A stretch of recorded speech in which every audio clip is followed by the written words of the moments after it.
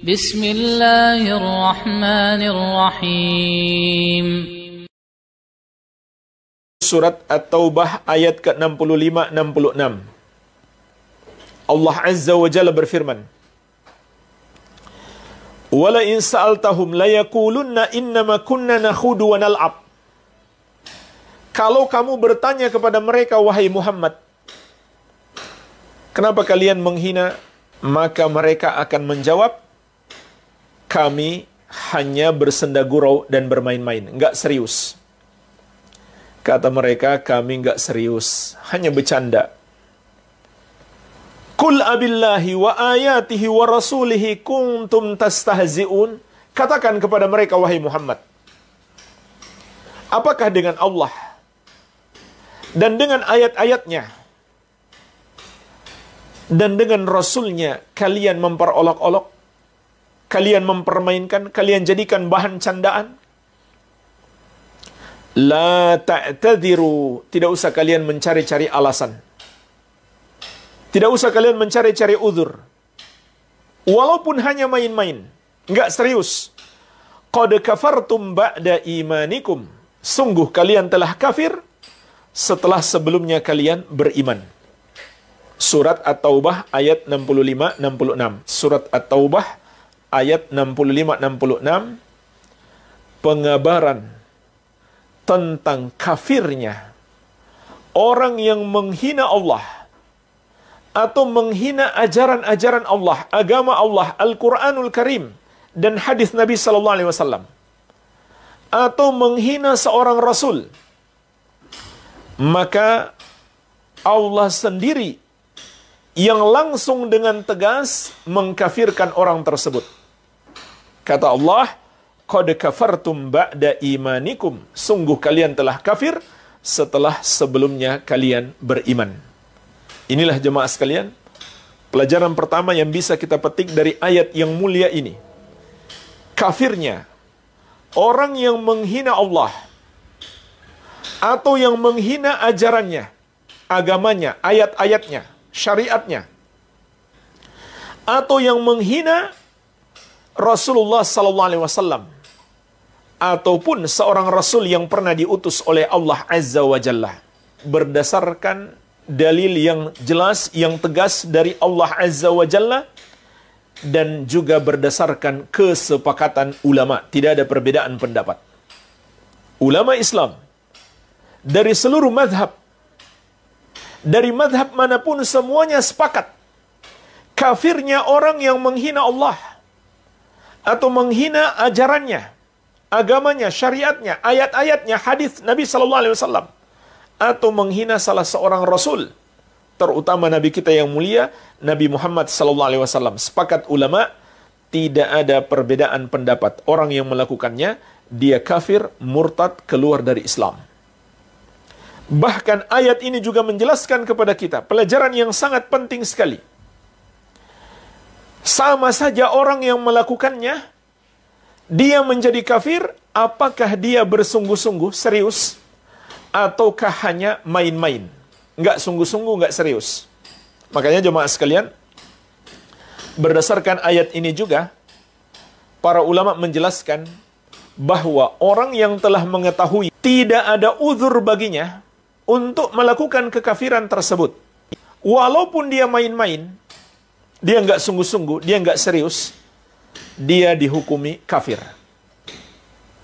Yang diberi uzur hanya satu golongan saja, yaitu orang yang dipaksa, sebagaimana disebutkan dalam surat An-Nahl, illa man ukriha wa qalbuhu mutmainnum bil iman, kecuali orang yang dipaksa dan hatinya tetap tenang dengan keimanan. Jadi ini dua syarat. Pertama, dia dipaksa. Yang kedua, dia tetap beriman dalam hatinya. Hatinya menolak apa yang dia lakukan tersebut. Ya, dipaksa di sini betul-betul dipaksa dengan ancaman yang berat, ancaman yang berbahaya, membahayakan diri dengan bahaya besar, seperti hilang anggota tubuh, atau bahkan hilang nyawa, atau hilang nyawa keluarganya. Kalau cuma dipaksa dengan ancaman hilang pekerjaan, maka itu bukan ancaman berat. Kalau hilang pekerjaan, masih bisa cari pekerjaan lain. Kalau hilang nyawa, nggak mungkin cari nyawa lain. Iya. Jadi kalau ada orang yang dipaksa, kalau kamu tidak ikut dalam acara kekafiran ini, kamu dipecat, atau kamu dimutasi, lalu dia ikutan, maka itu bukan uzur. Dia tidak mendapatkan uzur. Termasuk jamaah sekalian, bukan termasuk uzur orang yang berperan dalam sebuah sandiwara atau film atau pentas drama, lalu dia berperan menjadi Abu Jahal misalkan, atau Abu Lahab, kemudian menghina Allah atau menghina Rasulullah SAW atau menghina syariat, maka dia kafir, murtad, keluar dari Islam. Karena dia bukan orang yang dipaksa, dia tidak mendapatkan uzur. Yang mendapatkan uzur hanya orang yang dipaksa. Itu pun masih ada syarat yang kedua, hatinya tetap beriman, hatinya menolak kekufuran tersebut. Kalau hatinya setuju, maka dia dihukumi kafir, dia menjadi kafir, karena hati tidak mungkin dipaksa. Iya. Jadi ini pelajaran penting yang bisa kita petik dari ayat yang mulia ini. Kemudian juga termasuk pelajaran penting, ayat ini menunjukkan menyetujui kekafiran adalah kekafiran. Menyetujui kekafiran adalah kekafiran. Jemaah sekalian, ini penting sekali dipahami. Menyetujui kekafiran adalah kekafiran. Lihat dalam ayat dan kisah yang melatar belakanginya ini. Lihat dalam ayat dan kisah yang melatar belakanginya ini. Yang menghina Rasulullah SAW itu hanya satu orang. Tapi yang hadir di majelisnya ada beberapa orang temannya. Maka jemaah sekalian, ayat turun mengkafirkan mereka semuanya. Perhatikan teks ayatnya dalam bentuk jamak. Qad kafartum ba'da imanikum. Kalian sudah kafir setelah sebelumnya kalian beriman. Disebut kalian. Banyak orang. Artinya, semua yang hadir di majelis tersebut dikafirkan oleh Allah Azza wa Jalla. Kecuali sahabat Auf bin Malik.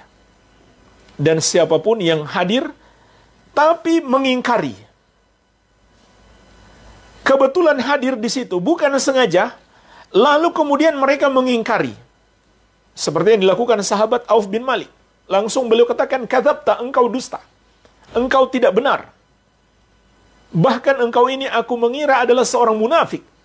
Jadi dihardik dia oleh sahabat yang mulia Auf bin Malik radhiyallahu anhu. Maka sahabat ini tidak termasuk yang dikafirkan dalam ayat ini. Tapi pembicaranya dan teman-temannya yang mendengarkannya, yang setuju dengannya, dikafirkan oleh Allah Azza wa Jalla. Maka di sini kita bisa memetik pelajaran. Para ulama menjelaskan ayat yang mulia ini mengandung pelajaran. Orang yang setuju terhadap kekafiran juga telah terjerumus dalam kekafiran tersebut. Karena Allah mengkafirkan bukan hanya pelakunya, tapi orang yang menyetujuinya. Ada lagi ayat yang lebih tegas jemaah sekalian, surat An-Nisa, Allah mengatakan, wa qad nazzala 'alaikum fil kitabi an idza sami'tum ayatillahi yukfaru biha wa yustahza'u biha fala taq'udu ma'ahum hatta yakhudu fi haditsin ghairih innakum idzam mithluhum. Sungguh telah diturunkan kepada kalian di dalam Alkitab, apabila ayat-ayat Allah diingkari dan diperolok-olok, maka janganlah kamu duduk-duduk bersama orang yang melakukannya sampai mereka memasuki pembicaraan yang lain. Kalau kamu duduk-duduk bersama mereka, maka kamu kalau begitu sama dengan mereka. Jadi jemaah sekalian, Allah menyamakan orang yang melakukan kekafiran dan orang yang menyetujui kekafiran tersebut. Iya, sama saja dia hadir di majelisnya atau mengikuti Facebooknya lalu dia membenarkan. Ya, ada orang buat status kekufuran kepada Allah Azza wa Jalla, kemudian dia like, dia suka, dia setuju, maka dia juga telah terjerumus dalam kekafiran. Jadi jemaah sekalian, ayat yang mulia ini menjelaskan kepada kita, orang yang menghina Allah dan menghina agamanya atau menghina syariatnya atau menghina Rasulnya sallallahu alaihi wasallam, dia kafir berdasarkan kesepakatan ulama, tidak ada perbedaan pendapat, dan orang yang menyetujuinya juga menjadi kafir. Jadi hati-hati jemaah sekalian. Dan di kesempatan ini juga saya ingin mencontohkan di antara golongan yang melakukan kekafiran ini, menghina Allah Azza wa Jalla, melecehkan Allah, adalah gulatus sufiyah. Orang-orang sufi ekstrim. Jamaah sekalian, orang-orang sufi itu bertingkat-tingkat. Pengikut ajaran sufiyah, tarekat tasawuf, mereka bertingkat-tingkat. Ada golongan yang mengikuti Al-Quran dan Sunnah. Siapa mereka itu? Mereka adalah generasi sufiyah yang pertama pada umumnya. Namun, golongan tersebut sudah tidak pernah kita dengarkan lagi sampai di zaman ini, yang betul-betul mengikuti Al-Quran dan Sunnah, yang dipuji oleh Imam Ahmad, dipuji oleh Imam Syafi'i, dan lain-lain.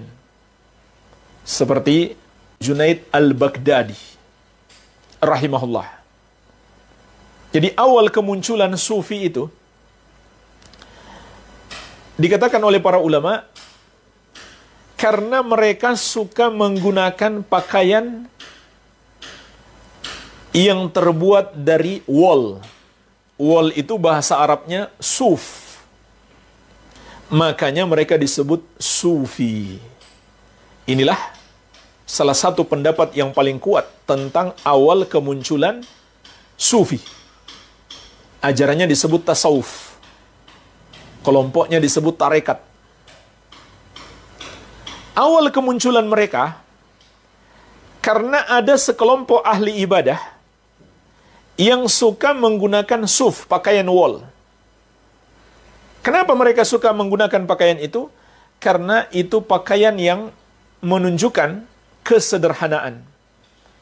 Tidak bermegah-megah, tidak bermewah-mewah dengan dunia. Maka mereka mengajak manusia kembali kepada Al-Quran dan Sunnah dan mengajak hidup zuhud. Mengajak hidup sederhana. Tidak berlebih-lebihan dengan kenikmatan dunia. Inilah awal kemunculan sufi, tasawuf, tarekat. Tapi pada perkembangannya, karena kebanyakan di antara mereka hanya fokus ibadah, namun malas menuntut ilmu, maka jadilah mereka santapan setan. Setan kemudian menyesatkan mereka. Dikarenakan kebodohan mereka tidak mendalami ilmu agama, walaupun mereka ahli ibadah. Makanya jemaah sekalian, dalam kitab Talbis Iblis, karya Ibnul Jauzi, beliau menyebutkan di situ bagaimana iblis menyesatkan manusia, menyesatkan berbagai macam kelompok. Bahkan beliau menyebutkan juga bagaimana iblis menyesatkan ahli hadis dan ahli fikih. Orang yang berilmu sekalipun, iblis punya tipu daya tersendiri. Walaupun kebanyakan orang yang berilmu itu selamat karena mereka memiliki ilmu sehingga mereka tahu ini tipu daya iblis. Iya. Jadi beliau sebutkan banyak sekali tipu daya iblis kepada masing-masing golongan, masing-masing kelompok. Dan subhanallah, yang paling banyak beliau sebutkan dalam kitab ini adalah tipu daya iblis kepada kaum sufi, kepada orang-orang tarekat tasawuf. Kenapa jemaah sekalian? Karena mereka adalah orang-orang yang berpaling dari ilmu. Tidak mendalami ilmu Al-Quran dan hadis Nabi SAW. Bahkan dahulu ada kaum sufi yang menghina para ulama ahli hadis. Mereka bilang, kalian meriwayatkan hadis dari orang-orang mati. Sedangkan kami, klaim mereka, meriwayatkan hadis langsung dari yang maha hidup. Ini kebodohan mereka. Ahli hadis, para imam besar, termasuk imam yang 4, Abu Hanifah, Malik, Syafi'i, dan Ahmad, mereka rendahkan, mereka sebut, meriwayatkan hadis dari orang-orang mati. Siapa yang mereka maksud orang mati? Yaitu para ulama ahli hadis yang sudah wafat. Termasuk para sahabat dan Rasulullah SAW. Kan sudah wafat semuanya. Hadis-hadis mereka yang kita riwayatkan. Berkata fulan, fulan berkata, saya mendengarkan fulan mengatakan, dan seterusnya. Semua orang-orang yang sudah wafat. Iya. Sedangkan kami, kata mereka, klaim orang sufi, kami meriwayatkan langsung dari yang maha hidup. Maksudnya kata mereka, kami langsung mendapatkan ilham dari Allah Azza wa Jalla. Iya, ini kebodohan mereka. Dan kesombongan mereka. Dan tipu daya setan terhadap mereka. Setan membisikkan kepada mereka kesesatan dan kekufuran. Dan mengatakan kepada mereka, ini wahyu dari Allah. Ini bisikan dari Allah. Iya. Jadi jemaah sekalian, sufi yang dipuji para ulama dahulu hanyalah sufi generasi pertama yang benar-benar mengajak kembali kepada Al-Quran dan Sunnah dan hidup zuhud, tidak bermegah-megah, tidak bermewah-mewah. Namun pada perkembangannya muncul berbagai macam kesesatan dan kekufuran. Muncul berbagai macam bid'ah dan kesyirikan sampai di hari-hari kita ini. Makanya yang masyhur dari Imam Syafi'i rahimahullah, beliau mengatakan, jika seseorang menjadi sufi atau belajar tasawuf di pagi hari, sore hari jadi orang bodoh. Sore hari jadi orang tolol. Kalau dia bergaul dengan orang-orang sufi terus-menerus selama 40 hari, maka akalnya nggak akan kembali selama-lamanya, kata beliau. Ini yang masyhur dari Imam Syafi'i rahimahullah. Dan inilah kebanyakan sufi hari ini. Walaupun tentu tidak semuanya. Nah jemaah sekalian, ada satu sekte sufi yang paling parah, yang diistilahkan para ulama dengan gulatu sufiyah. Gulatu as-sufiyah. Sufi yang ekstrim. Pengikut tarekat tasawuf yang ekstrim. Jadi sekali lagi mereka bertingkat-tingkat. Ini yang paling ekstrimnya. Siapa mereka itu? Mereka yang berbuat bid'ah dengan membagi agama menjadi 4. Syariat, tarekat, hakikat, ma'rifat. Ini pembagian yang bid'ah.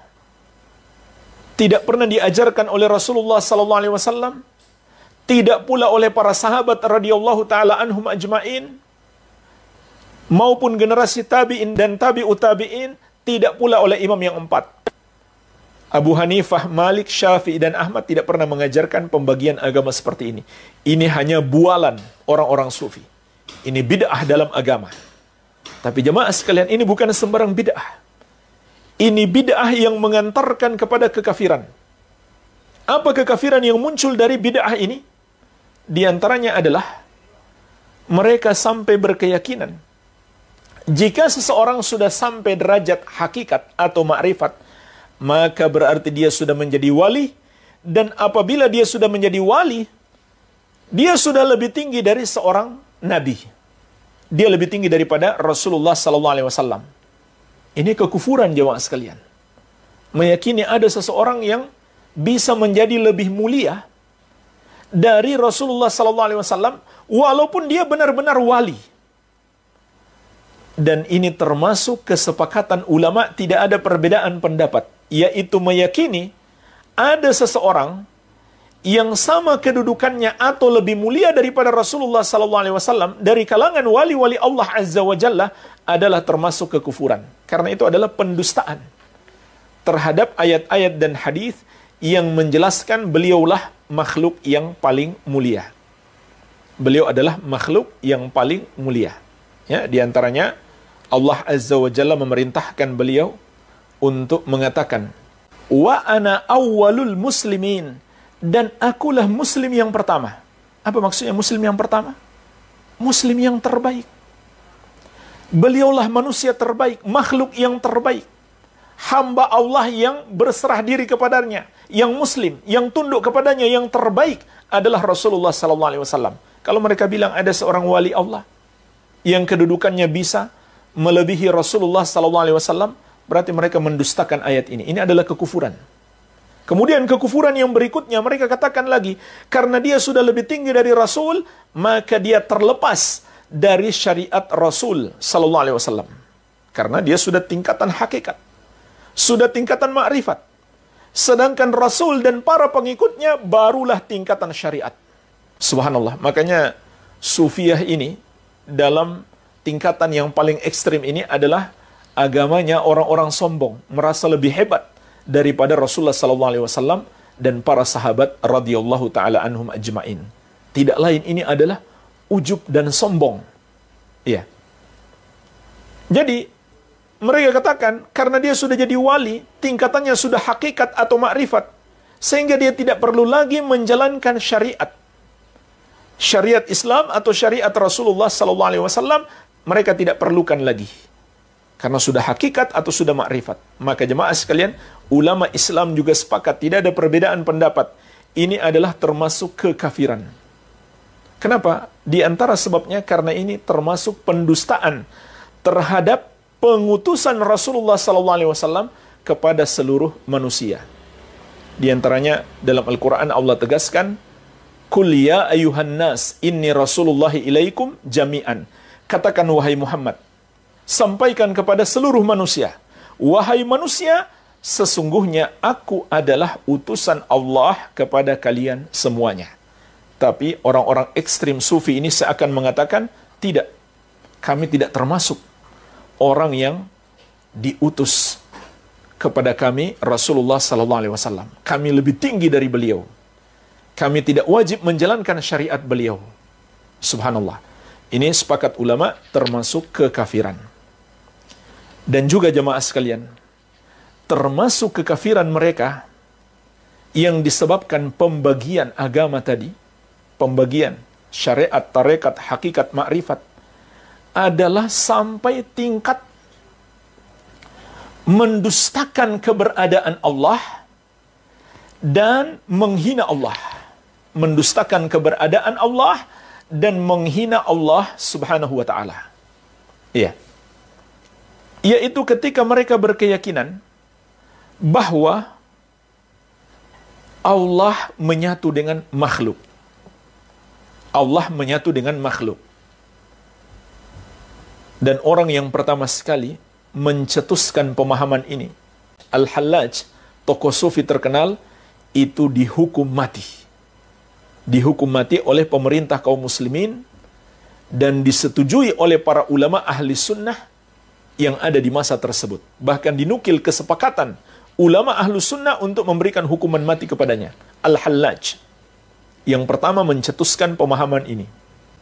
Kemudian berkembang dan terus berkembang sampai pada tokoh sufi Ibnu Arabi.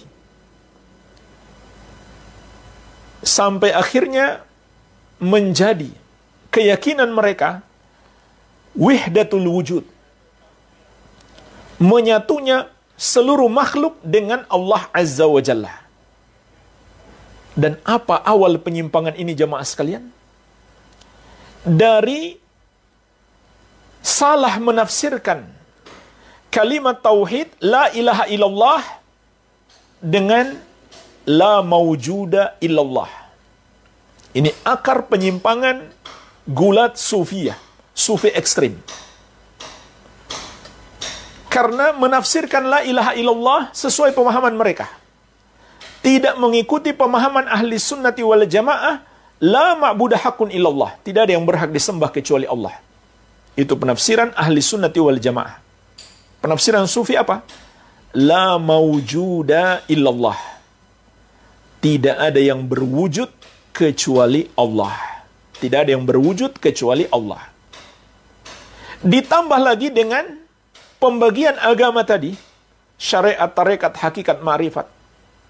Kata mereka, kalau sudah tingkatan ma'rifat, berarti sudah sampai pada tingkatan keyakinan ini. Yaitu meyakini tidak ada yang berwujud kecuali Allah. Apa artinya jemaah sekalian? Maksudnya mereka meyakini Allah menyatu dengan seluruh makhluk. Sampai keluar kata-kata hinaan mereka kepada Allah yaitu Allah menyatu dengan anjing dan babi, na'udzubillah. Dan ini ucapan orang sufi sudah sejak dulu. Diucapkan oleh Ibnu Arabi dan pengikut-pengikutnya. Dan hari ini diulang kembali oleh para pengikut sufi tarekat tasawuf. Jadi kita nggak perlu terlalu heran sebenarnya. Ini sudah sejak dulu mereka katakan. Dan ulama telah mengkafirkan mereka. Termasuk ulama-ulama Syafi'iyah seperti As-Subki rahimahullah mengkafirkan mereka. Mengkafirkan orang-orang yang mengatakan Allah dapat menyatu dengan makhluk. Keyakinan Ibnu Arabi dan pengikut-pengikutnya dari kalangan tarekat Sufiyah tasawuf. Ya, Allah menyatu dengan makhluk. Sampai akhirnya mereka mengatakan di dalam diri anjing-anjing dan babi-babi itu ada Allah juga. Allah menyatu dengan anjing dan babi tersebut, na'udzubillah. Maka jemaah sekalian, di dalam ucapan mereka ini terkandung dua macam kekafiran sekaligus. Pertama, mereka mengingkari adanya Allah. Ini sebenarnya hakikat ucapan mereka. Allah bagi mereka adalah makhluk. Yang kedua, mereka menghina Allah tabaraka wa ta'ala. Dan inilah yang kita bahas. Sepakat seluruh ulama, tidak ada perbedaan pendapat. Orang yang menghina Allah tabaraka wa ta'ala, dia kafir, murtad, keluar dari Islam. Makanya para ulama Islam mengkafirkan gulat sufiyah. Mengkafirkan gulat sufiyah. Ya. Berikut saya nukilkan beberapa ucapan ulama terdahulu tentang kafirnya gulat sufiyah. Ya, di antara bentuk kekafiran mereka, mereka mengatakan Allah menyatu dengan seluruh makhluk.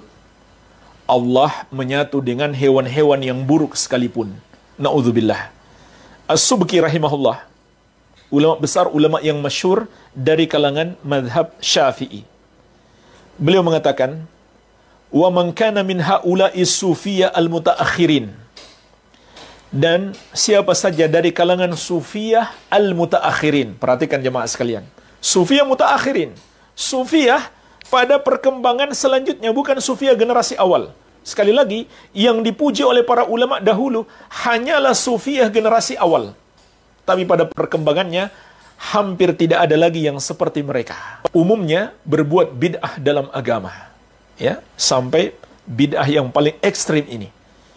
Kata As-Subki rahimahullah, kabnil Arabi wa atba'ihi. Seperti Ibnul Arabi dan para pengikutnya. Gulat sufiyah, orang-orang yang memiliki paham wihdatul wujud, Allah menyatu dengan makhluk. Kata beliau, fahum dullalun juhalun. Maka mereka adalah orang-orang sesat, orang-orang bodoh. Kharijuna an tariqatil Islam, yang telah keluar dari jalan Islam, dari tarekatnya Islam, jalannya Islam, mereka sudah keluar. Fadlan anil ulama, apalagi dari jalannya para ulama. Dari jalan Islam saja mereka keluar. Iya. Jadi ini termasuk pengkafiran secara global yang dikatakan oleh As-Subki rahimahullahu taala. Kemudian Al-Hafidh Ibnu Hajar Al-Asqalani Asy-Syafi'i rahimahullah juga menukil dari Al-Imam Al-Bulqini, juga salah seorang ulama besar, ulama yang masyhur dari kalangan madhab Syafi'i. Ketika seseorang bertanya kepada beliau tentang Ibnu Arabi, orang yang memiliki pemahaman kekufuran dan memiliki pemahaman wihdatul wujud, faqala lahu Syekhuna Al-Bulqini huwa kafirun. Maka kata Al-Hafidh Ibnu Hajar, guru kami Al-Bulqini mengatakan dia termasuk orang-orang kafir. Dia termasuk orang-orang kafir. Iya. Jadi lihat para ulama mengkafirkan Ibnu Arabi, di antara sebabnya adalah dia punya keyakinan wihdatul wujud, menyatunya makhluk dengan Allah Azza wa Jalla. Dan menghina Allah Tabaraka wa Ta'ala dengan mengatakan Allah menyatu dengan makhluk-makhluk yang kotor. Ini jemaah sekalian betul-betul keluar dari lisan mereka. Allah menyatu dengan makhluk-makhluk yang kotor seperti anjing dan babi, naudzubillah. Ya.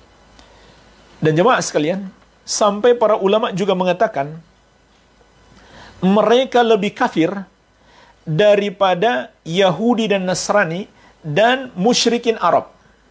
Mereka lebih kafir daripada Yahudi dan Nasrani dan musyrikin Arab.